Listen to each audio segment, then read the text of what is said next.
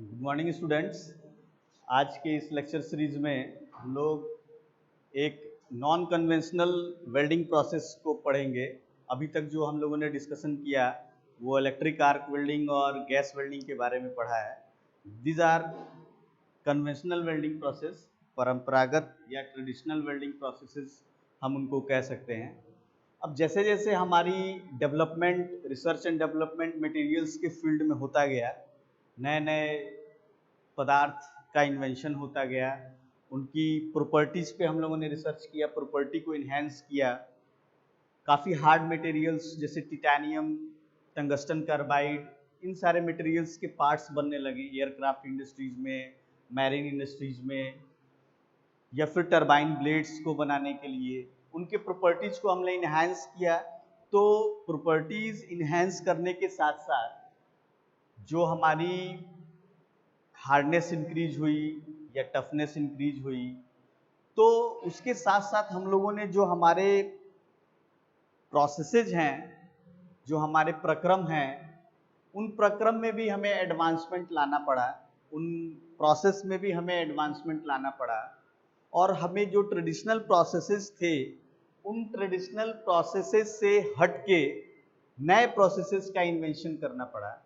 तो उसी बीच जब मटेरियल्स का इन्वेंशन हुआ, हार्ड मटेरियल्स को वेल्डिंग करने की बात आई, तो उस दौरान प्लाज्मा आर्क वेल्डिंग को हमने इन्वेंट किया। प्लाज्मा आर्क वेल्डिंग जो है वो अनकन्वेंशनल वेल्डिंग प्रोसेस में आएगा। अनकन्वेंशनल यानी एडवांस वेल्डिंग प्रोसेस के टाइप्स में आएगा। और प्लाज्मा आर्क वेल्डिंग का सेटअप भी पोर्टेबल होता है। सबसे पहले प्लाज्मा आर्क वेल्डिंग का जो वर्किंग सेटअप है और ये कैसे कार्य करता है इसके बारे में जानेंगे। सबसे पहले हम सारे पार्ट्स को डिस्कस करेंगे एक एक करके कि प्लाज्मा आर्क वेल्डिंग के सेटअप में क्या क्या पार्ट्स होते हैं।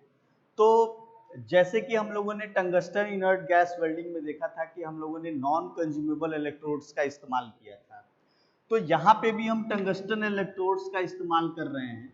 ये जो इलेक्ट्रोड है हमारा, ये टंगस्टन इलेक्ट्रोड का हम इस्तेमाल कर रहे हैं, यानी नॉन कंज्यूमेबल इलेक्ट्रोड्स का इस्तेमाल कर रहे हैं।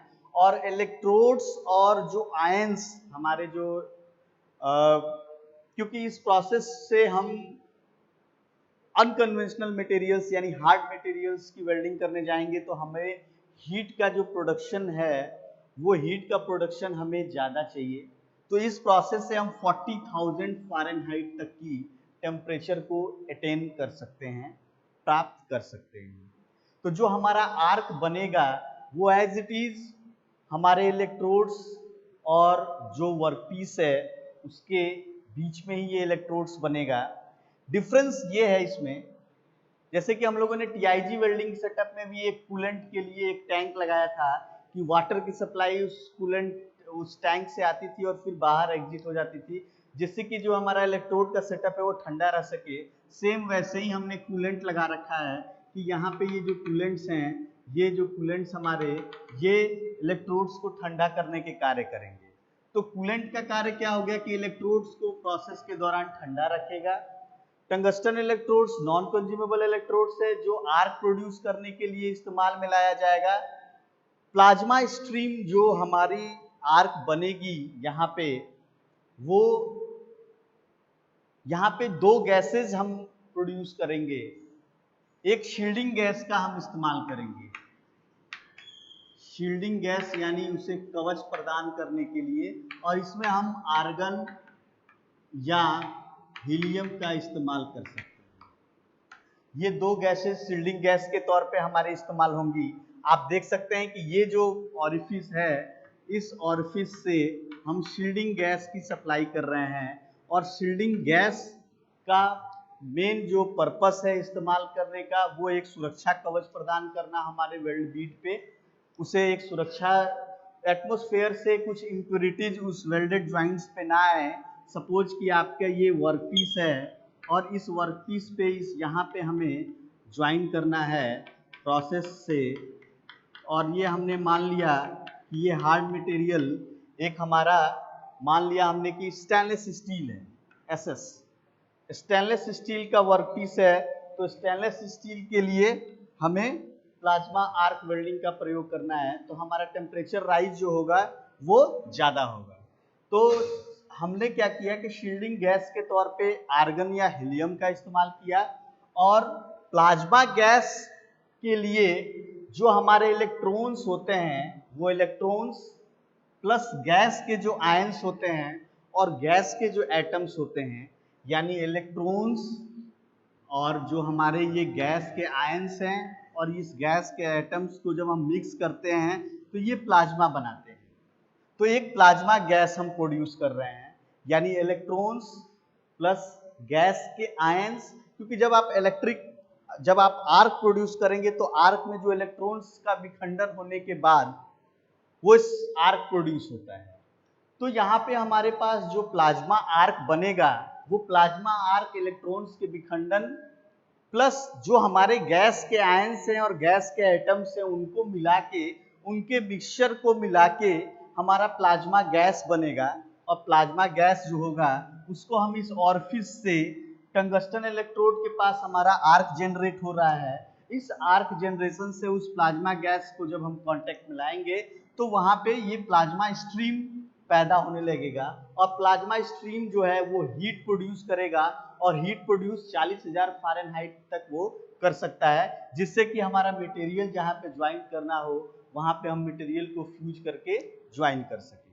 तो टंगस्टन इलेक्ट्रोड का क्या रोल है, ये आपको हमने बताया कि टंगस्टन इलेक्ट्रोड जो है वो वर्कपीस और जो आपका इलेक्ट्रोड के टिप है, टंगस्टन इलेक्ट्रोड के यहीं पे आर्क प्रोड्यूस होगा, और वो आर्क प्रोड्यूस होगा तो उसमें आपका प्लाज्मा गैस और शील्डिंग गैस दोनों का प्रयोग हमने किया है। प्लाज्मा गैस जो है वो एक तरीके से हम प्लाज्मा स्ट्रीम को प्रोड्यूस करने के लिए हमने प्लाज्मा गैस को क्रिएट किया। और प्लाज्मा गैस कैसे क्रिएट हो रहा है, तो जो हमारे आर्क प्रोड्यूस करने के लिए जो हमारे इलेक्ट्रिसिटी सोर्स से जब हम इलेक्ट्रिक आर्क बनाते हैं तो आर्क में इलेक्ट्रॉन्स टूटते हैं, तो इलेक्ट्रॉन्स के पार्ट्स प्लस गैस के आयंस प्लस गैस के एटम्स, इनके मिक्सचर से हम प्लाज्मा बना देते हैं। और प्लाज्मा को हम क्या करते हैं, इस ऑरिफिस से हम पास कराते हैं, ताकि जो हमारा आर्क प्रोड्यूस हो रहा है वो आर्क प्रोड्यूस यहीं से कंसंट्रेट होके, ये रिस्ट्रिक्शन से कंसंट्रेट होके एक जहां पे हमें टारगेट करना है अपने वर्कपीस पे, उसी टारगेट पे हम क्या करें, यहाँ पे हम इम्पिंच करें, ताकि यहाँ पे मटेरियल का फ्यूजन चालू हो जाए और हमारा वेल्डिंग जोड़ प्राप्त होने लगे। इसमें एक कॉन्टैक्ट ट्यूब होता है, इस कॉन्टैक्ट ट्यूब से क्या होता है कि इसमें हमारे कूलेंट पास किए रहते हैं हम लोग, उसी कूलेंट के वजह से हमारा जो इलेक्ट्रोड है, जो नॉन कंज्यूमेबल इलेक्ट्रोड्स है, जिसका कंजम्पशन प्रोसेस के दौरान नहीं हो रहा है, उसको ठंडा रखें, क्योंकि आर्क यहाँ प्रोड्यूस होता है, तो आर्क प्रोड्यूस होते समय हीट प्रोड्यूस होगी, तो जिससे कि जो हमारा इलेक्ट्रोड्स है वो भी गर्म होता चला जाता है। तो उसके टेम्परेचर को मेंटेन करने के लिए हम कूलेंट का इस्तेमाल करते हैं, और कूलेंट के इस्तेमाल के लिए यहाँ कॉन्टैक्ट ट्यूब्स भी हम लगाए रहते हैं। अब बात आती है कि जो हमारी प्रोसेस है, प्लाज्मा स्ट्रीम से हमने हीट प्रोड्यूस कर लिया 14,000 डिग्री फ़ारेनहाइट का, और उससे हमारा वेल्डिंग ज्वाइंट शुरू हो गया। अब सबसे इंपॉर्टेंट बात है कि जो बेसिक प्रिंसिपल हमारा वेल्डिंग का होता है वही बेसिक प्रिंसिपल हम इस प्लाज्मा आर्क वेल्डिंग में भी इस्तेमाल कर रहे हैं, कि दो वर्कपीस को ज्वाइन करने के लिए हम प्लाज्मा आर्क प्रोड्यूस कर रहे हैं। प्लाज्मा आर्क प्रोड्यूस करने के लिए हम टंगस्टन इलेक्ट्रोड का इस्तेमाल कर रहे हैं। टंगस्टन इलेक्ट्रोड के साथ हमारा जो प्लाज्मा है उसका प्रोडक्शन इलेक्ट्रॉन्स प्लस गैस के आयंस प्लस एटम्स गैस के, इनके मिक्सचर से प्लाज्मा का हम गैस बनाते हैं, और उसको जो ये ओरिफिस है जिसका कि एरिया हमने छोटा कर दिया है ताकि जो हमारा इफेक्टिवनेस हो इस प्लाज्मा स्ट्रीम का वो ज़्यादा हो, ताकि मटेरियल को मेल्ट करने में आसानी मिले, एक्यूरेसी मिले, तो हमने यहाँ पे ऑरिफिस लगा के यहाँ से रिस्ट्रिक्ट कर दिया है। अब इस प्रोसेस और शील्डिंग गैस के तौर पे हमने आर्गन और हीलियम को इस्तेमाल कर लिया है, ताकि जो आपका एटमॉस्फेयर से कंटेमिनेशन है, जो इम्प्योरिटीज आपके वेल्डिंग बीड्स पे आने के लिए हैं, उसको प्रिवेंट करने के लिए हमने लगा दिया है। अब बात आती है कि प्लाज्मा आर्क वेल्डिंग भी मटेरियल को ज्वाइन करने के लिए ही इस्तेमाल किया जाता है, और इलेक्ट्रिक आर्क वेल्डिंग भी मटेरियल्स को ज्वाइन करने के लिए ही इस्तेमाल किया जाता है।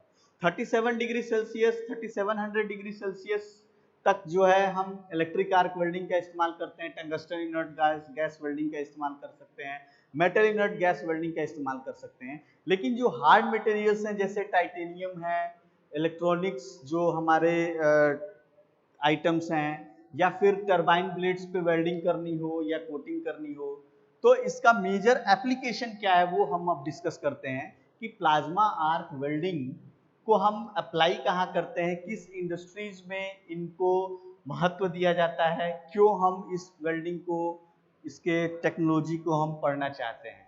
तो इनका जो इस्तेमाल है वो they are the plasma arc welding is widely used in marine industries, जहाँ पे शिप्स बनते हैं, शिप्स की वेल्डिंग होती है, क्योंकि शिप्स जो होते हैं वो सबमैरिन्स और मैरिन्स की बात करें तो they are largely contact in water, तो वहाँ पे हमारा जो वेल्डिंग ज्वाइंट बने वो काफी दृढ़ हो, और वहाँ पे सबसे इंपॉर्टेंट जो रिक्वायरमेंट होती है मटेरियल की वो light weight and corrosion resistant material होने चाहिए, हार्डेस्ट मटेरियल होने चाहिए। तो उस जैसे मटेरियल्स को, उस मैरिन के सब पार्ट्स को या पार्ट्स को वेल्ड करने के लिए प्लाज्मा आर्क वेल्डिंग का हम इस्तेमाल करेंगे। यानी हम अगर बात करें कि मैरिन्स के स्ट्रक्चर में वेल्डिंग करने की जरूरत है तो हम प्लाज्मा आर्क वेल्डिंग का इस्तेमाल करेंगे। एरोस्पेस इंडस्ट्रीज में वेल्डिंग करने की, पार्ट्स को वेल्ड करने के लिए भी हम प्लाज्मा आर्क वेल्डिंग का इस्तेमाल कर सकते हैं। तो marine industries, aerospace industries, stainless steel के पाइप्स हो, स्टील इंडस्ट्रीज में पाइप्स की वेल्डिंग करनी हो, टाइटेनियम की वेल्डिंग करनी हो, या फिर टरबाइन ब्लेड्स के पे कोटिंग करनी हो या वेल्डिंग करनी हो, टूल या डाइज जो कि हार्ड मटेरियल्स के बने होते हैं उनकी वेल्डिंग करनी हो, रिपेयरिंग करनी हो, तो हम लोग प्लाज्मा आर्क वेल्डिंग का इस्तेमाल करते हैं। शुरू में ही हमने बताया कि प्लाज्मा आर्क वेल्डिंग एक अनकन्वेंशनल वेल्डिंग प्रोसेस है जो कि बढ़ते हुए मटेरियल के प्रॉपर्टीज को देखते हुए इनका इन्वेंशन किया गया है। तो नेक्स्ट लेक्चर सीरीज में हम अनकन्वेंशनल वेल्डिंग सीरीज के, अनकन्वेंशनल वेल्डिंग के अगले टाइप्स को पढ़ेंगे। प्लाज्मा आर्क वेल्डिंग के कंक्लूजन में अगर मैं कहना चाहूँ तो प्लाज्मा आर्क वेल्डिंग में मेजर रोल जो है हमारा वो इस टंगस्टन इलेक्ट्रोड का है, क्योंकि जो आर्क प्रोड्यूस होती है वो टंगस्टन इलेक्ट्रोड्स और जो हमारा वर्कपीस है उसके बीच में प्रोड्यूस होती है। चूंकि हमें ज्यादा टेम्परेचर की जरूरत होती है तो हम प्लाज्मा का फॉर्मेशन करते हैं, प्लाज्मा गैस का फॉर्मेशन करते हैं, जो कि इलेक्ट्रॉन, गैस के आयंस और एटम्स से बनाते हैं, हम इसके मिक्सचर से बनाते हैं। और शील्डिंग गैस का इस्तेमाल जो है हम किससे करते हैं, तो शील्डिंग गैस का इस्तेमाल हम किससे करते हैं, ऑर्गन या हीलियम का इस्तेमाल करते हैं। ठीक है, ये स्टेनलेस स्टील के मटेरियल के लिए हम लोगों ने एक केस स्टडी दी थी। तो नेक्स्ट लेक्चर सीरीज में हम लोग अनकन्वेंशनल वेल्डिंग प्रोसेस के अगले टाइप्स को पढ़ेंगे। Thank you.